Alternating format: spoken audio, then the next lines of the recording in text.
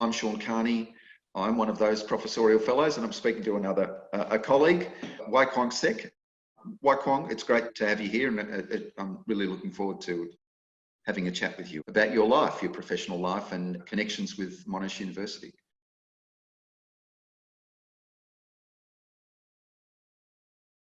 I came to Monash as what we call a Colombo Plan scholar.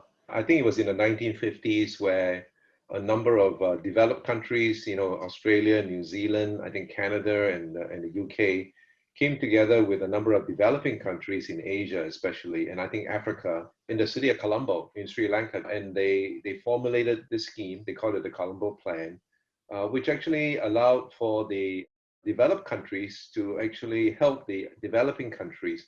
And one of these channels was actually through scholarships to tertiary institutions. They also provided other kind of support, help with technology and farming techniques and so on and so forth.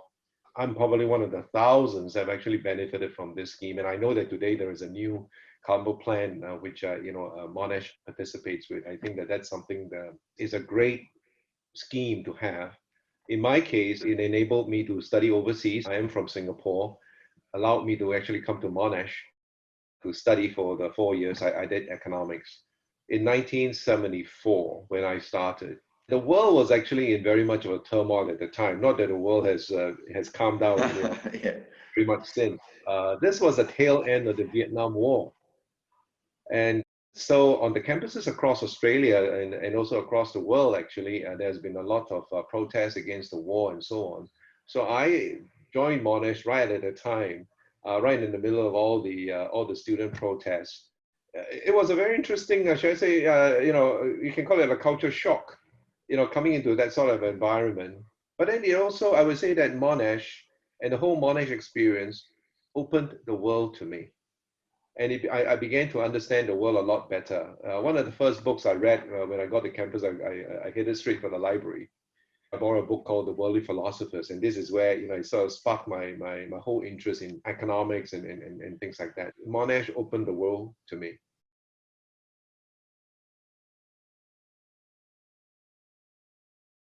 In the course of my life, actually, it's not just my career.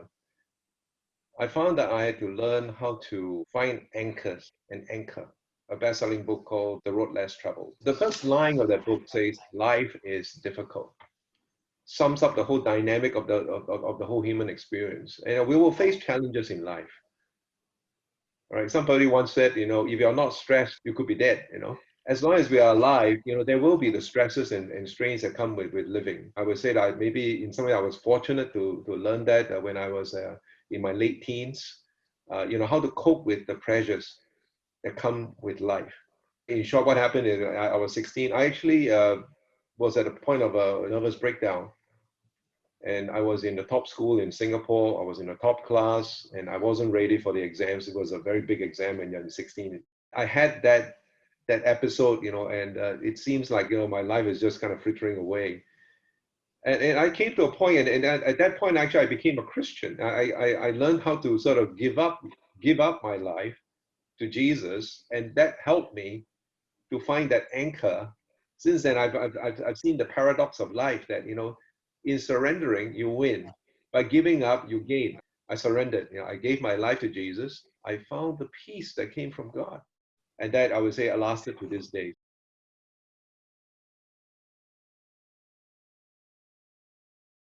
All along the way, I've always in financial services, but I had to learn something different. I had to learn a new skill.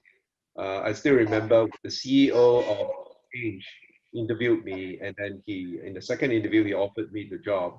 I asked him, "What is the role? What is the job?" And then he said, "Oh, our CFO just left a couple of days ago. Why don't you be the CFO?" And then I said, "But I've only done 2 accounting courses at Monash." They said, "Never mind, you will learn." Right? I learned. I think there's a certain amount of trepidation because you're going to something that is new. But I think that what has helped me is that I enjoy learning. I enjoy learning new things. And so it's sort of like, wow, this is a great chance to learn a new thing. I enjoy learning new things. And in fact, all through my career, I would say that every few years I seem to be doing something different. Or maybe in the same company, I'm doing something different because I want to learn new things. I want to absorb new things. I'm curious about new things. In each new role that I went into, I go in, I learn. And this is something which I kind of picked up, during my time when I was working in the US. In the schools in the US, they always teach you that the only dumb question is the one that you never asked. So if you have that attitude, then it's okay to ask stupid questions. And so when I'm in a new role, there'll be actually many, many things that, I don't understand.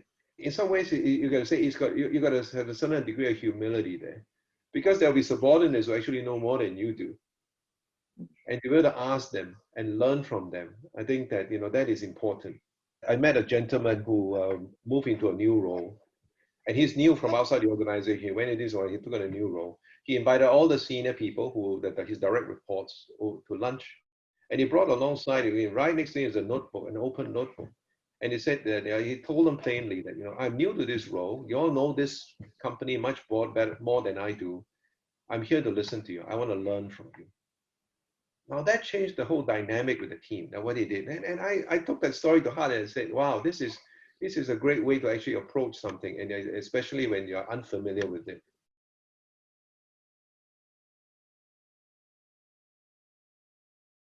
One of the things that I have become convinced in the course of my career is that everyone has their strengths. And it is important that each one of us deploy our strengths in the right way, in the right job. It's not a person does badly, he's a poor performer. It's just that he's in the wrong job. He's not using his strengths in the right role. So that has been the approach that I've taken, that we need to first understand what our strengths are, and then find a job that actually makes the best use of our strength. So when I come into an organization, I also understand what my strengths are. I'm good in certain things, but I'm also not good in other things. So when I come into an organization, what I look to is build a team that will complement one another. And this is how we work together and collaborate and build, not just a team, but build the organization. All right, so that's the way I tend to approach things. It is actually putting the right person in the right role. That would be, you can say, it's one of the sort of key sort of a leadership tenets that I have. And this is how I approach, working together with the teams.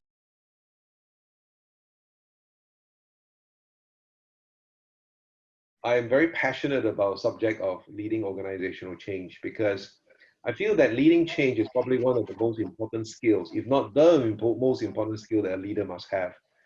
Because, Sean, when you and I are brought into a leadership position, we are put there because the expectation is for us to lead change. If an organization does not need to be changed, why would they need you and I? Might as well leave it alone. We are put in the place of responsibility to lead change. And so the ability to lead change, is a very key skill set for a leader. And I teach that course. What I put into the course are things that I learn, and what I call the positive lessons, which are the things that either I did it right or I see people do it right. But I also brought to the course the things that I didn't do quite right, and I've learned from it. But it's a little bit like, okay, if I had to do it all over again, I would do it differently.